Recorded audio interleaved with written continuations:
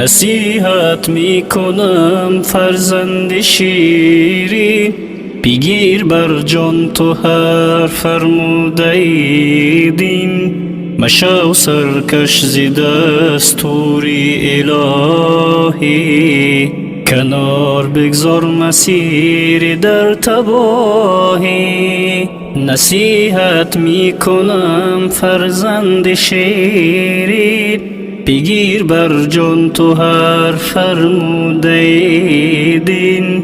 مشو سرکش ز دستور الهی، کنار بگذار مسیر در تباهی. بسر کن جای دوستانی خدا را، بکن پیش رهی جود و سخا را. مشو فرزند شیرینم ز حق دور، اطاعت کن ز راه احمد نور. بسر کن جای دوستانی خدا را، بکن پیش رهی جود و سخا را. مشو فرزند شیرینم ز حق دور، اطاعت کن ز راه احمد نور. نصیحت می کنم فرزند شیرین، بگیر بر جان تو هر فرموده دین. مشو سرکش ز دستور الهی، کنار بگذار مسیر در تباهی. نصیحت می کنم فرزند شیرین، بگیر بر جان تو هر فرموده دین. مشو سرکش ز دستور الهی، کنار بگذار مسیر در تباهی.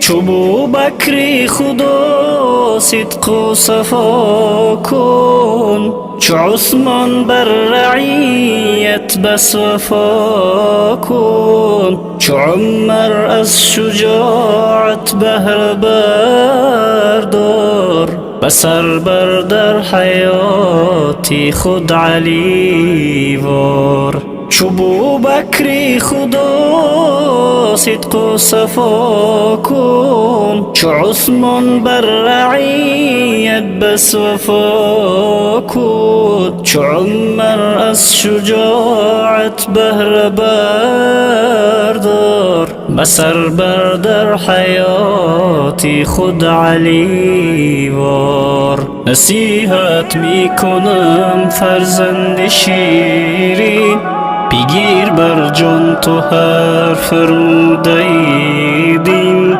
مشو سرکش ز دستور الهی، کنار بگذار مسیر در تباهی. نصیحت می کنم فرزند شیرین، بگیر بر جان تو هر فرموده دین.